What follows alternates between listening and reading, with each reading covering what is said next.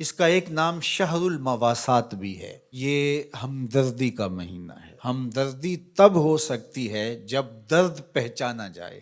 ہم درد وہی ہوتا ہے جو درد سے گزرا ہو۔ تو جس شخص نے کبھی تکلیف دیکھی نہیں، بھوک دیکھی نہیں، پیاس دیکھی نہیں، تو اس کو پیاس اور بھوک کی کلفت کا اور اس کی اذیت کا، اس کی تلخی کا اور اس سے پیدا ہونے والی بے چینی کا، اضطراب کا کیسے اندازہ ہو سکتا ہے؟ تو ہمارا رب آسودہ حال لوگوں کو بھی اور تمام لوگوں کو بھی اس مشق سے عملاً گزار کے بتاتا ہے کہ بھوک کیا ہوتی ہے، بھوک میں بلکتے بچوں کی حالت کیا ہوتی ہے، پیاس سے تڑپتے ہوئے جاں بلب لوگوں کی صورت کیا ہوتی ہے۔ کل جب فلسطین میں تڑپتے ہوئے جاں بلب بچے بھوک اور پیاس سے العطش اور الجوع پکارتے ہوئے اپنی جان دیں تو تمہیں احساس ہو کہ بھوک کی تلخی کس قدر جان لیوا ہوتی ہے۔ آج روزے کی اس حالت کے اندر، غزہ کے اندر ان تڑپتے ہوئے بچوں کا درد سمجھنے کی کوشش کریں۔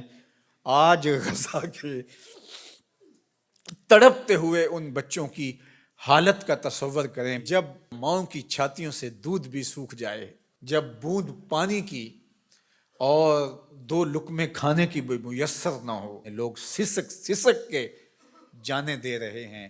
یہ بچے کل قیامت کے دن ساقی حوض کوثر کے سامنے جب ان حکمرانوں کا گریبان پکڑیں گے تو یہ کیا جواب جرم دیں گے اس دن رسول اللہ کے سامنے؟ یہ کیسے اللہ کا سامنا کریں گے؟ یہ بچے ان کو ان کے گریبان سے پکڑ کے جب حشر کے میدان میں گھسیٹیں گے تو یہ قوت نافذہ رکھنے والے، اثر و رسوخ رکھنے والے، یہ بڑی بڑی فوجیں رکھنے والے قیامت کے دن اللہ اور اس کے رسول کے سامنے کیا جواب دیں گے؟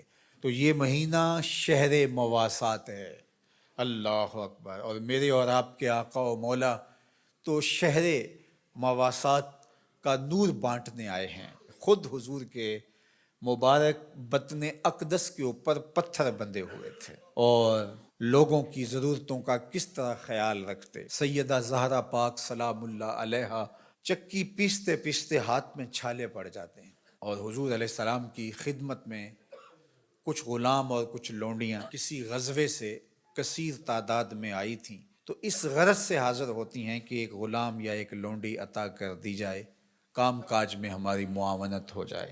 شہزادی کھڑی ہے حضور کے در پہ اور داماد کھڑے ہیں اور ہاتھوں میں پڑے ہوئے چھالے حضور اپنی آنکھوں سے دیکھ رہے ہیں، لیکن آقا کریم فرماتے ہیں واللہ لا آتیکما، اللہ کی قسم میں تمہیں نہیں دوں گا، اللہ کی قسم میں تمہیں نہیں دوں گا، اللہ کی قسم میں تمہیں نہیں دوں گا۔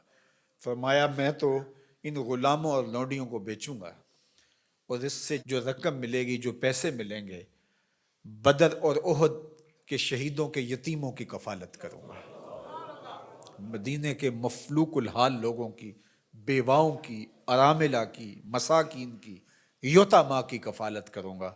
اب مجھے یہ بتاؤ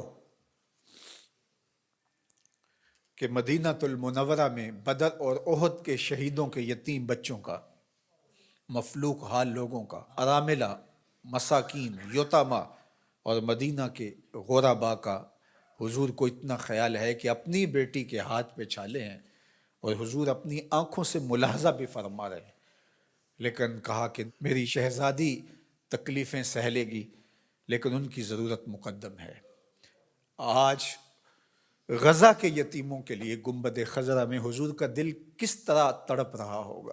تو سیدہ زہرا سلام اللہ علیہا کا تصور آتے ہی امت کے لیے جو ان کا درد ہے، اللہ اکبر، وہ ساتھ ہی یاد آتا ہے۔ وہ شہزادی کونین جن کا تصور آتے ہی تقدس اترنے لگتا ہے۔ آج مخدرات اسلام سیدہ زہرا سلام اللہ علیہا کی بتائی ہوئی تعریف کے مطابق اپنے پردے کی حفاظت کریں، اور یہ امت غالب تبھی ہوگی جب یہ پردے میں سمٹ جائے گی، چاہے سجدے ہیں، چاہے رکوع ہیں، قیام ہیں، اونچے اونچے مینار ہیں مسجدوں کے، بڑے عالی شان گنبد ہیں، بڑی بڑی درس گاہیں ہیں، لیکن حیا کا جوہر لٹ گیا تو سمجھ لو کہ امت اپنا وجود کھو بیٹھی ہے۔ میں آپ سب کو کہتا ہوں کہ یہ جمعے، یہ نمازیں، یہ روزے، یہ رسمی طور پہ نہیں ہیں. ہمیں اب عملی طور پہ ایک اسلامی معاشرت کو تشکیل دینا ہوگا. ہمیں رویتاً اپنے آپ کو تبدیل کرنا ہوگا. میری آواز میری مائیں، میری بہنیں، میری بیٹیاں سن رہی ہیں. آپ کے نازک کندھوں کے اوپر یہ ذمہ داری ہے کہ آپ نے قوم سازی کا عمل کرنا ہے. آپ کی آغوش میں پلنے والی نسل ہی ایک صالح اور پاکیزہ نسل ہوگی. تو نہ دانی کہ سوزے کراتے تو دیگر گوں کر تقدیر عمر را. اقبال نے کہا میری بہن تو نہیں جانتی کہ جب تو قرآن سوز و گداز کے ساتھ پڑھتی ہے تو تیرے بھائی عمر کی تقدیر بدلتی. اور پھر کہا بطول باش و پنہا شو ازی اثر کہ در آغوش شبیر بگیری. اور اگر تو ماں بن کے قرآن پڑھتی ہے تو بیٹا نیزے کی نوک پہ قرآن سناتا ہے. آج امت مسلمہ کی بیٹیوں کو سیدہ پاک سلام اللہ علیہا کے اسوہ کو اپنے اندر اتارنا ہوگا. اسلام کوئی مشکل دین نہیں ہے، سادہ سادہ عام فہم دین ہے. ہماری فطرت کے مطابق ہمارے رب نے یہ دین ڈیزائن کیا ہے. اس دین کے مطابق اپنی زندگی گزاریں. میری مائیں بہنیں پردے میں سمٹ جائیں، اپنی اولاد کو قرآن کی لوریاں دیں. کوئی دن نہ ہو، کوئی رات نہ ہو کہ ہمارے گھر قرآن نہ کھلے. قرآن کی تلاوت سے ہمارے گھروں کا ماحول معطر رہے، ہماری آنکھوں میں پاکیزگی آ جائے، عفت اور پاک دامنی ہمارا شعار ہو. وہ غلیظ نگاہیں، وہ گندی اور مکروہ نگاہیں جو غیر محارم کو دیکھتی ہیں، قیامت کے دن آتش دوزخ میں جلائی جائیں گی. ان کے اندر آگ جہنم کی بھر دی جائے گی.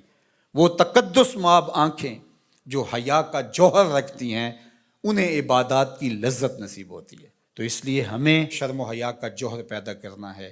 خاتون سمٹ جائے پردے میں، مت مغرب کی نقالی کرے. اور یہ جو نئے نئے فتنے نمودار ہو رہے ہیں اور نئے نئے رنگ اور آہنگ پیدا ہو رہے ہیں، نئی نئی دلیلیں تراشی جا رہی ہیں اور طرح طرح کے مفکرین آ کر کے پردے کو بوجھ قرار دے رہے ہیں، ان کی بات چھوڑیں اور قرآن کی طرف آئیں. قرآن کہتا ہے یدنینا فی جلابیبہن کہ وہ اپنی اوڑھنیاں اوڑھ کے رکھیں.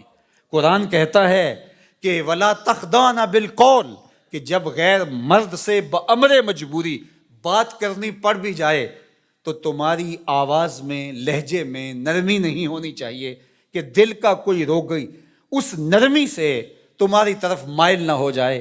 تمہارے لہجے میں کرختگی ہونی چاہیے. وہ اسلام، وہ دین آج ہم نے اپنی روحوں میں جذب کرنا ہے.